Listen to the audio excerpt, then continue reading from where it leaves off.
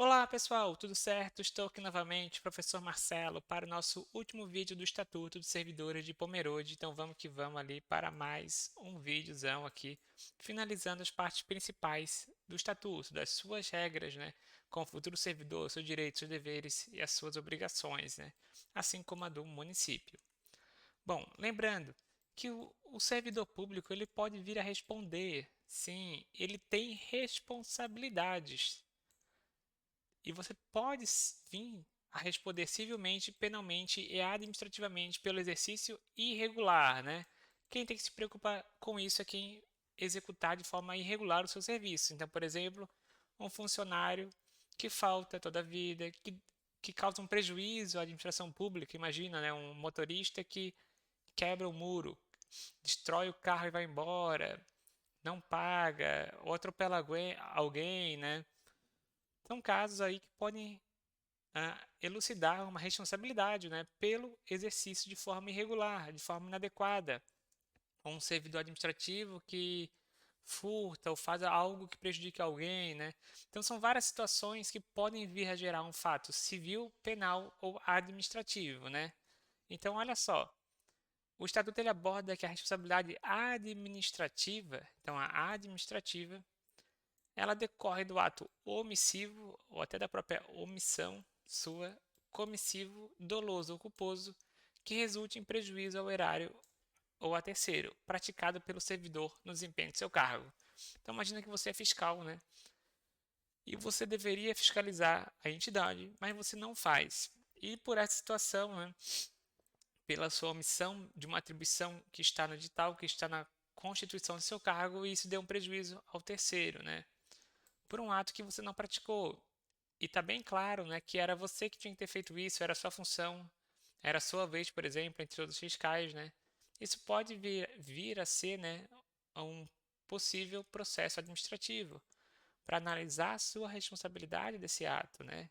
Então sempre, né, eu digo, né, quem exerce a sua atividade de forma adequada, de forma regular, nunca vai se preocupar com isso, né? Mas o servidor que possivelmente exercer de forma inadequada pode vir a se preocupar.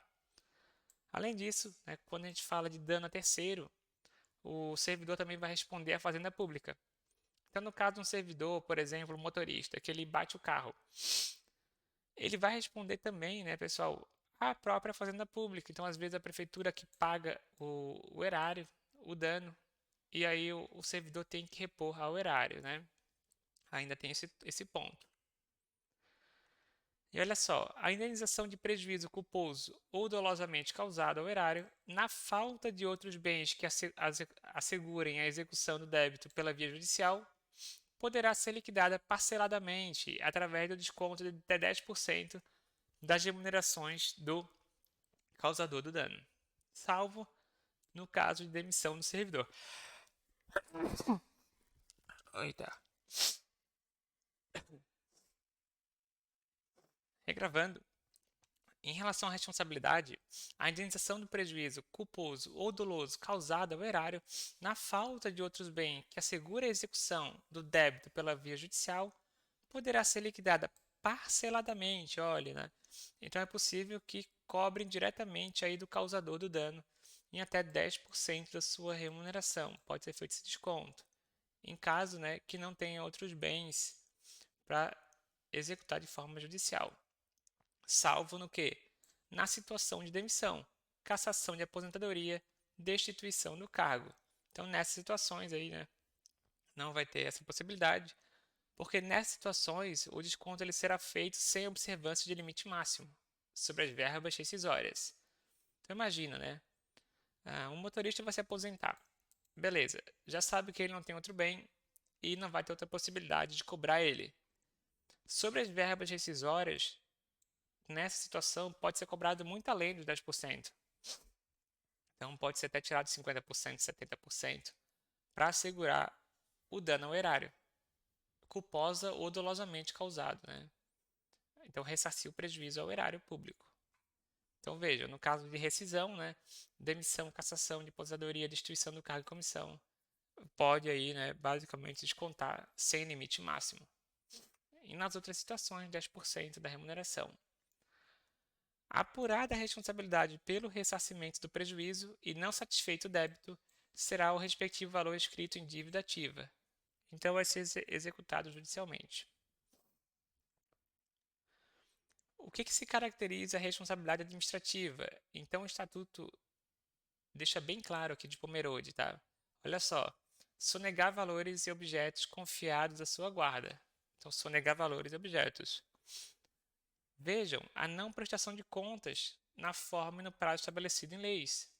Então, se a lei diz que tem que prestar conta e você não prestou, você pode responder administrativamente. As faltas, danos, avarias a qualquer outro prejuízo que sofrerem os bens e materiais sob sua guarda. Então, falta, dano, estragar um objeto. Então, você é o responsável. Imagina que você resolve do nada destruir uma mesa, né? Sim, você pode responder, né? Administrativamente, era sob sua guarda. Então, cuidado, né? Se acalme. Qualquer erro de cálculo, informação incorreta, omissão de informação, manipulação ou adulteração de informação que implique em arrecadação de receita em valor inferior ou pagamento de despesa em valor superior àquele efetivamente devido. Pô, então vamos supor, né, que um engenheiro calculou errado de forma proposital para uma empresa receber a mais, né?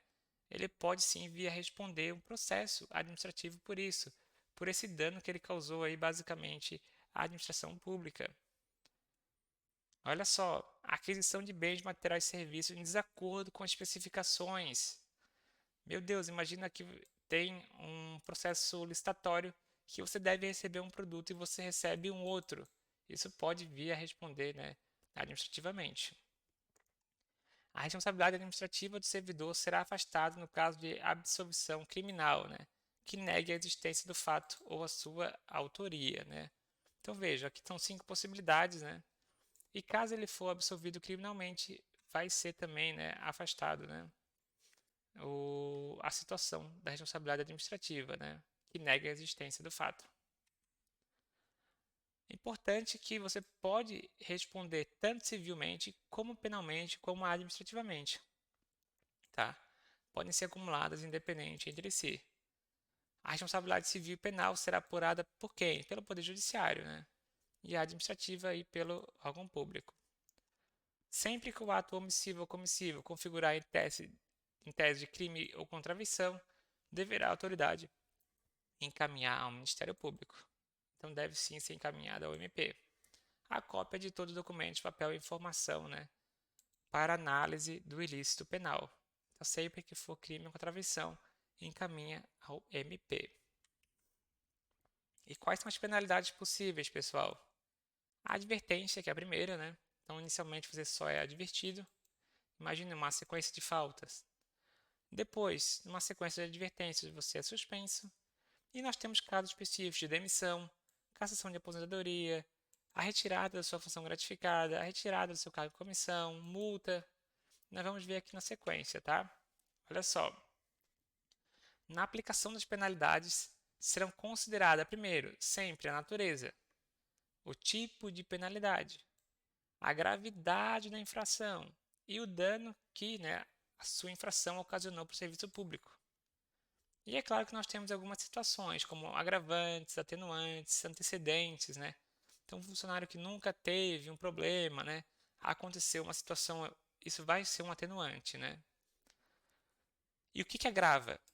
O nosso estatuto diz que, como agravante, nós temos a premeditação, então planejamento, a reincidência, várias vezes cometeu o mesmo erro, conluio, a continuação do ilícito e o cometimento de ilícito, mediante dissimulação ou outro recurso que dificulte o PAD, abuso de autoridade, durante o cumprimento de uma pena, em público e crime contra menor de 14 anos. Tudo isso aqui, né, são agravantes. Então vejam, todas essas situações são agravantes.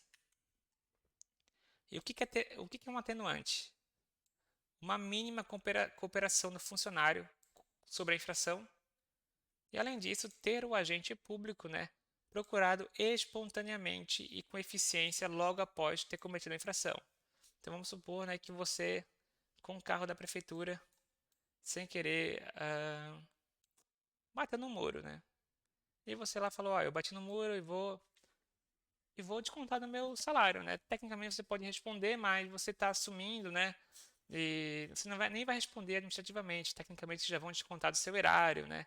Acho que eles nem sequer vão abrir um PAD, né? A menos que se você já fez algumas cagadas como motorista, né? E pô, de novo bateu no muro, né? Aí talvez eles possam querer abrir um PAD, né? Pela irregular exercício da profissão, pela série de advertências que você já tomou, né? Pode acontecer, né? Pode acontecer. Mas quando você vai responder aí, né? Então, se você procurou, cooperou no procedimento da infração e logo após a infração foi lá, né? Tentou minimizar as consequências, minimizar os danos. Além disso, se o agente cometeu a infração sob coação de um superior que não podia resistir, isso também é atenuada. Então vamos supor, né, que um fiscal de vigilância sanitária cometeu uma infração, né, em relação ao processo. Ele ficou segurando o processo ou andou com o processo. Se isso foi uma determinação do secretário, né, o secretário que mandou nele, isso vai ser um atenuante, né? Porque querendo, né, ele não era, ele pode ter agido dessa forma, mas foi por uma influência, um ato de um terceiro, né? E normalmente é um superior hierárquico. Além disso, se ele confessar espontaneamente a autoria da infração, né? Ignorada ou imputada a outro. Isso também ajuda a atenuar a pena. Fica permitida a atenuação ou a substituição da pena quando da ausência de prejuízo à administração, ou ainda em caso de serem irrisórios, né? Se for irrisório, observados os princípios da insignificância ou da bagatela, da razoabilidade e da proporcionalidade, né? Então, se for um erro mínimo, né? Poxa, então vai ser substituída a pena. Não causou prejuízo aqui à administração pública. Será que é necessário aqui todo esse processo, né? E nos casos de infração disciplinar de menor potencial ofensivo poderá ser celebrado um termo de ajustamento de conduta. Então pode ser feito um TAC. Então aqui o município de Pomerode ele tem bastante detalhes aqui nessa parte de penalidades, tá? Tem bastante detalhes. Pode ser feito um TAC, no qual o servidor se compromete a ajustar sua conduta, a observar os deveres e proibições devidos aqui na legislação, né? E recompor eventuais prejuízos que causou a administração. E o que se considera uma infração de menor potencial? Olha só, primeiro, né? Uma conduta punível com advertência ou suspensão, desde que não configure em tese crime, né? Então, uma infração de menor potencial ofensivo, tu vai normalmente ou dar uma advertência ou uma suspensão. Não tem nenhuma relação com o possível crime, né? Então, é um caso, por exemplo, do funcionário que sempre chega atrasado. Ele pode tomar uma série de advertências, e isso pode acabar influenciando negativamente o serviço dele, afetar em várias situações, né? Mas não é um crime, né? Não é um crime. O termo de ajustamento de conduta somente será celebrado quando o investigado, primeiro, não tenha registro vigente de penalidades, segundo, não tenha firmado outro TAC nos últimos 2 anos e tenha ressarcido ou se comprometido a ressarcir eventual dano à administração pública, né? Então tu vai ter que ressarcir, né? No caso, se tu cometer algum erro que tenha causado aí dano à administração. As obrigações estabelecidas pela administração devem ser proporcionais ou adequadas à conduta praticada, né? Tem que sempre ser proporcional, né? Não pode ser, vamos supor assim, um excesso. Então, facilmente o funcionário entra no Ministério Público, né?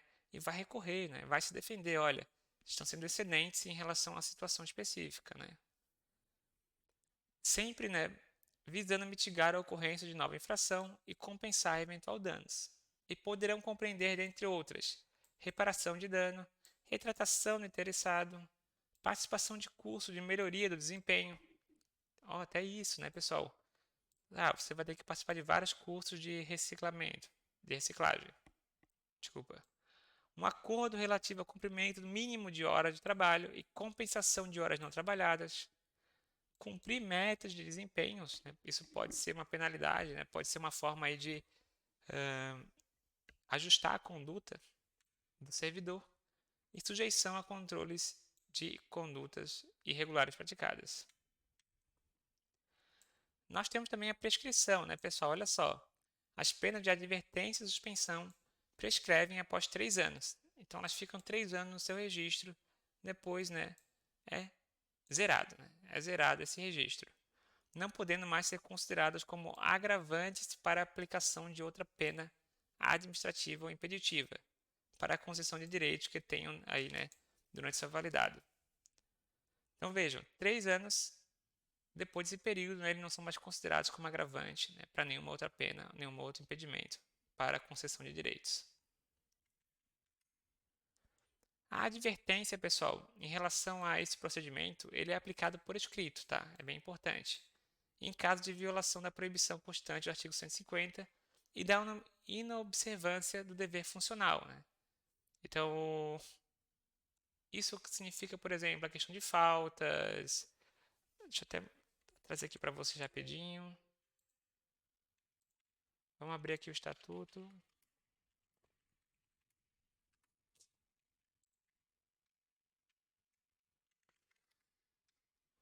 Ó, então, os primeiros 4 casos, ó, cadê aqui? Até aqui. São motivo de advertência. Ausentar-se do serviço durante aí o horário de trabalho. É um motivo, tá? É um motivo de advertência. Peraí. Retirar sem prévia anuência documentos da repartição. Recusar fé a documento público. Usar artifício para dificultar um processo.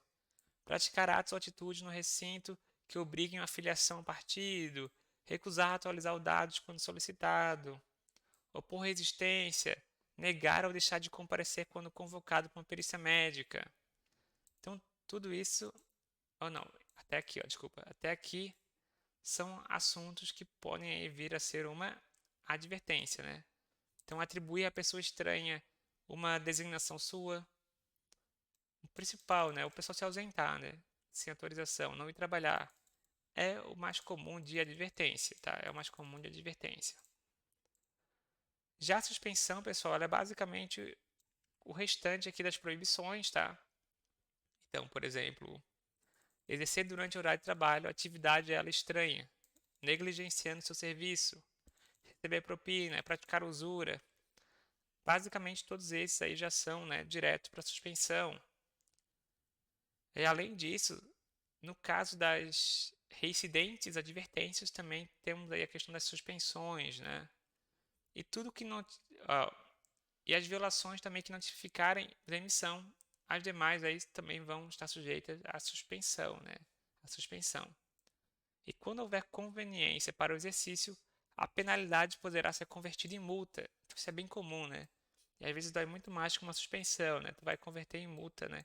Com base nos 50% do dia na remuneração do servidor. Então, o servidor que é importante, você deixa ele trabalhando, mas você dá uma multa aí de 50% em cima aqui do salário dele. A demissão já é aplicada nos seguintes casos. Primeiro, crime contra a administração pública, abandono de cargo, inassiduidade habitual, ó, é um motivo de demissão. Improbidade administrativa, conduta escandalosa, insubordinação grave, dar um soco numa pessoa, no seu chefe, né? Corrupção, a violação do inciso 18 ao inciso basicamente 35, né? Então, nos casos de reincidência, né, dessas situações, ó, que são aquelas situações que a gente estava vendo aqui, comentando, ó,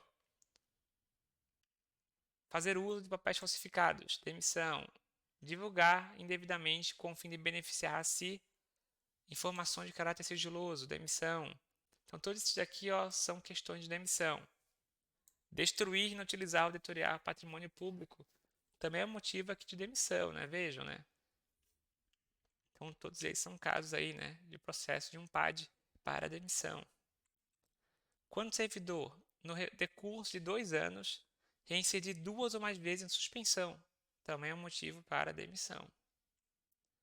Ó, todos esses casos aqui eu trouxe especificadamente, ó, aplicação irregular de recursos, lesão aos cofres públicos, crime em licitações, crime de preconceito, ó, contra idade, sexo, raça, cor, etnia, crime contra a divindade sexual, todos esses são possibilidades aí de demissão. São várias possibilidades, né, pessoal? Depois, na sequência, né, das penalidades, nós temos alguns fatos também, né, sobre o direito da administração.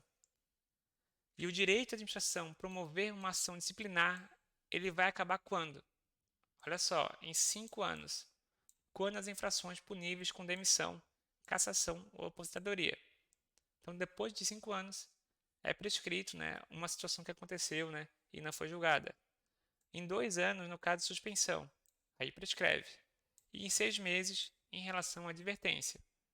E o prazo da prescrição começa a correr na data em que a regularidade virou conhecida. Só para finalizar, né, no final aqui do Estatuto ele aborda alguns benefícios. Agora saindo da parte de responsabilidades, penalidades, advertência, suspensão, vamos finalizar com os benefícios aqui, né, que são abordados no final. Tratamento de saúde, paternidade, maternidade, acidente, os auxílios. Bom, a licença para tratamento de saúde, ela é concedida ao servidor, né, a pedido de ofício, com base em expensão médica sem prejuízo da remuneração, quando seu estado de saúde impossibilitar ou incapacitar para o exercício do cargo. E é claro que isso vai ter que passar o quê? Pela junta médica, tá? Pela junta médica. Quando a licença atingir 1 ano, então olha só, quando atingir 1 ano, sem que o servidor possa voltar a trabalhar, ele deverá passar então pelo fundo de aposentadoria. E aí talvez ele vai receber a aposentadoria por invalidez. E a licença ela cessa com a recuperação para o trabalho ou em caso de falecimento, né? Ou, né, se não puder, vai ser aposentado aqui por invalidez. Sobre a licença paternidade, um destaque, né, que ela é de 8 dias, né? Tem município que é mais, nesse município aqui, Pomerode é de 8 dias. Tem município que é 5, município que é 2, Pomerode é 8, né? Tem município que é 20, né? E até 30. Mas o mais comum é 7, 8 e 5. No caso de Pomerode, são 8 dias para os pais, tá? A maternidade é o padrão, 120 dias consecutivos, né, na área pública é bem comum, prorrogáveis por mais 60 sem prejuízo da remuneração. Então é bem comum, os 6 meses na realidade, né? Os 6 meses, 180 dias é o mais comum. 120, mas prorrogado por mais 60 dias. Então normalmente eu já até conto 180 dias, mas é 120, prorrogável por mais 60, sem prejuízo da remuneração. O auxílio funeral ele é devido à família do servidor, falecido, ativo ou inativo, né? Correspondente a 5 vezes o menor padrão do vencimento pago no município.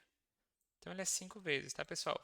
Se for um acidente de serviço, aí a família vai receber 10 vezes o menor vencimento do município. 10 vezes. Então, a família do servidor falecido, ativo ou inativo, 5 vezes. A do que estava em serviço, 10 vezes, se foi durante o serviço. No caso de acumulação legal de cargos, o auxílio será pago somente em razão de um deles. E o auxílio será pago em parcela única no prazo de 10 dias a partir do protocolo, ao cônjuge, companheiro ou sucessor legal do falecido mediante comprovante. E o auxílio reclusão, ele é devido aos dependentes do servidor ativo. Nos seguintes casos, 2/3 da remuneração quando afastado por motivo de prisão em flagrante ou preventivo, enquanto perdurar a prisão, e metade da remuneração durante o afastamento em virtude de condenação por sentença, a pena que não determine a perda do cargo. Tá bom? E aí nós finalizamos o estatuto com os pontos principais. Eu sei que aqui nessa aula tem vários conceitos importantes, né? E é bem minuciosa, são várias alternativas, mas o importante é entender a ideia geral, né, e esses principais aspectos. Que futuramente a gente vai fazer uma revisão, né, final também de todo esse conteúdo, finalizando o estatuto, e em breve vamos para o próximo tópico aqui da nossa prova, beleza? Então continuem aí seguindo, deixe seu like no vídeo e foco, mantenham seus estudos. Até a próxima!